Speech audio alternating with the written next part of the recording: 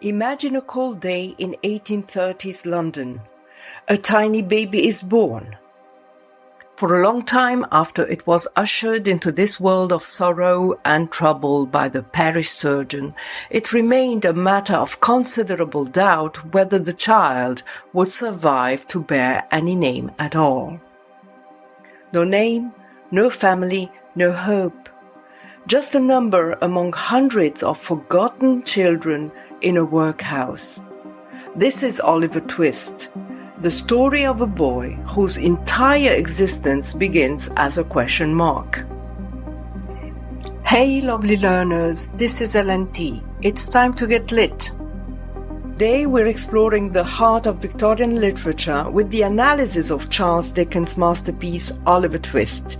To make it as simple as possible, we're breaking it down into 9 literary elements that will make you see this classic in a whole new light. Let's get started. Oliver Twist was published from 1837 to 1839 during the Industrial Revolution. If you want to understand the context, check out our YouTube series on literary trends. You'll get an overview of social reforms of the time, the New Poor Law of 1834, and the rise of the novel as a literary form. I highly recommend it. Now let's talk about that title, Oliver Twist. To be precise, the complete title is Oliver Twist or The Parish Boy's Progress. I know the title is quite long, but every word counts. Oliver Twist introduces our protagonist, while the surname Twist hints at the roller coaster of a life the protagonist is about to experience, a life full of turns, full of twists. The subtitle, The Parish Boy's Progress, refers to John Bunyan's The Pilgrim's Progress, a story that everyone in England knew at the time. It's the story of a man named Christian who faces trials, temptations. Now Dickens hints at that story, but adds a Dickensian twist. The progress is that of a parish boy. This means we'll witness as readers the social progress of one of the poorest boy among the poor. Oliver Twist was first published in Bentley's Miscellany, a monthly magazine from February 1837 to April 1839. This serialized format allowed readers to follow the story as it unfolded month by month. Interestingly, the novel was also released as a 3-volume book in 1838, even before the publication in installments was complete. This shows how popular the novel was and how eager readers were to get their hands on a complete copy. This dual publication strategy allowed Dickens to reach a wider audience and maximize his profits. It also highlights the changing landscape of publishing in the 19th century.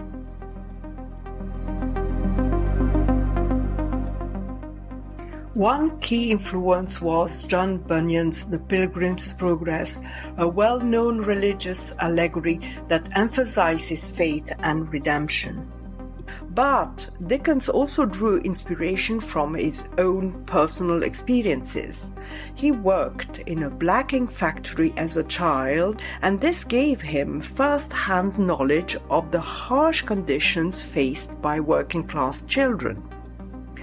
The New Poor Law of 1834, a law that changed how the poor were treated, also played a significant role in shaping the novel. Additionally, Dickens was influenced by the dark and atmospheric elements of Gothic literature and the gritty realism of Newgate novels, which often depicted the lives of criminals.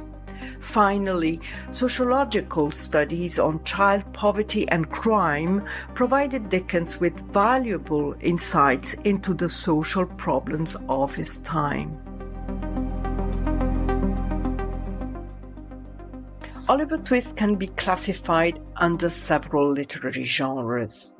It can be defined as a social novel because it exposes the harsh realities of social class and poverty in Victorian England. Dickens criticizes the treatment of the poor and the injustices they face. Oliver Twist is also a Bildungsroman. A Bildungsroman is a coming-of-age story. Here we witness Oliver's growth and development as he lives difficult experiences. The novel also contains elements of melodrama. This genre features exaggerated emotions and clear distinctions between good and evil characters. By combining these genres, Dickens creates a multi-layered story that entertains readers while also prompting them to reflect on the social issues of his time.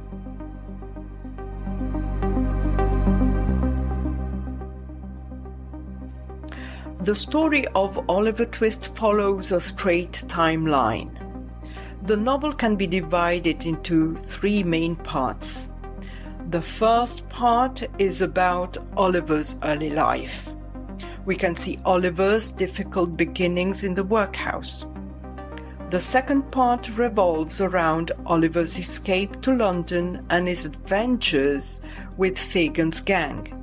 Oliver runs away from the workhouse and falls in with a gang of thieves, a gang of pickpockets led by the cunning Fagin. The last part tells how Oliver is rescued by a kind benefactor, Mr. Brownlow, and his true identity is revealed. To keep readers engaged, Dickens skillfully worked with multiple storylines that all converge around Oliver's fate. Oliver Twist is packed with characters who reveal the stark disparities in Victorian England. Let's try to divide them into two camps, the forces of light and the forces of darkness. Oliver, Mr. Brownlow, Mrs. Maylie, and others in the novel surely belong to the forces of light. Mr. Brownlow, for example, embodies kindness and generosity. He provides some hope for Oliver. The forces of darkness are represented through Fagin and Bill Sikes, for example, who personify greed, corruption, and brutality. Monks is the antagonist in the story. Monk's actions create significant obstacles for Oliver. Firstly, he conspires with Fagin, manipulates him and his gang to keep Oliver involved in the life of crime and poverty. And then he keeps Oliver's true identity and lineage a secret. By doing so, he prevents Oliver from claiming his rightful inheritance. However, through a series of twists and turns, we know that Oliver's true identity is eventually revealed and justice prevails. Characters like the artful Dodger and Nancy introduce complexity in the novel.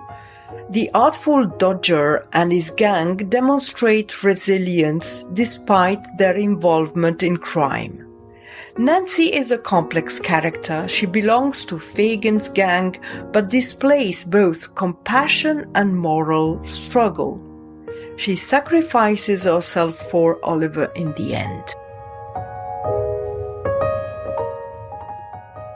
The setting in time of Oliver Twist is crucial to understanding the story. We are at the beginning of the 19th century, and Dickens shows a society sharply divided into the upper, middle and lower classes. The lower class, especially the poor and the working class, faced immense hardship and poverty. Oliver Twist also illustrates the effects of the New Poor Law. This law aimed to reduce public assistance and forced many poor people into workhouses, which were known for their harsh conditions. These institutions were designed to house the poor. However, they were often overcrowded and provided minimal care, leading to suffering and deprivation. Oliver's experiences described in the novel while living in the workhouse and on the streets of London reflect the harsh realities of life for the poor in 19th century England.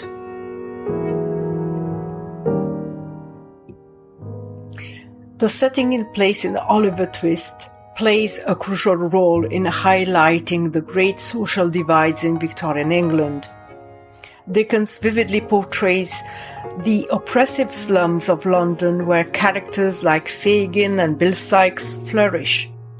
These places symbolize poverty, desperation, and the harsh realities faced by the lower classes. In contrast, the wealthy neighborhoods represent a world of privilege, comfort, and opportunity. Characters like Mr. Brownlow and Rose Maylie inhabit these spaces. These two contrasting locations existing in 19th century England serve as powerful symbols of the divide between the rich and the poor, the powerful and the powerless.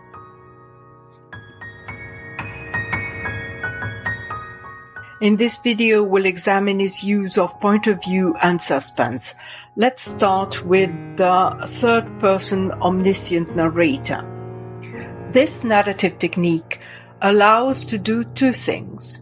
First, to provide a social commentary, which means that the narrator offers insights into the broader social issues of the time, such as poverty, crime, and class inequality.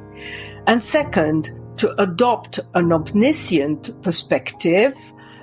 That means that the narrator can access the thoughts and feelings of all characters, showing a deeper understanding of their motivations and experiences. By using a third-person omniscient narrator, Dickens not only tells a wonderful story, but also creates a complex narrative that explores the human condition.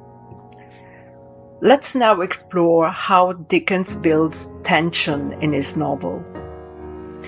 First, we can see that the novel slowly reveals Oliver's true identity. This builds anticipation and curiosity. Dickens masterfully uses cliffhangers to maintain readers engaged.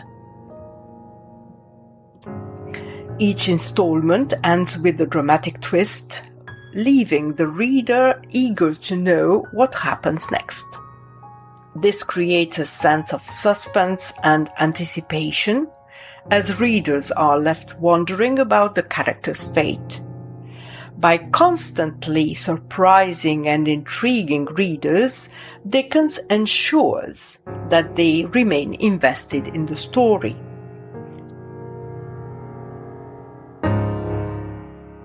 Let's dive into some of the key themes.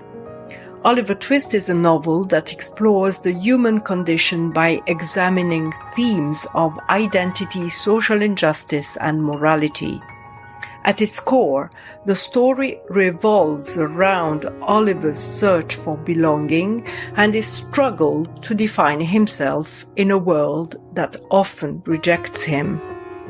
The portrayal of poverty, inequality, and the exploitation of the working class highlights the social injustice of the Victorian age. Dickens also draws a contrast between good and evil characters, highlighting the eternal battle between these forces.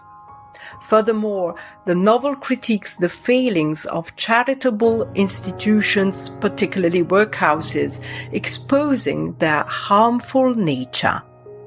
The root causes and consequences of crime are also explored, and by doing this, Dickens sheds light on the complexities of the justice system. The novel examines the divide between the wealthy and the poor, while ultimately celebrating the enduring power of love, compassion, and human connection, even in the harshest of circumstances. And there you have it, lovely learners, Oliver Twist in all its literary glory.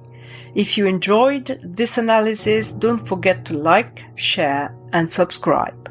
Until next time, keep reading and keep exploring the world of literature. Stay lit!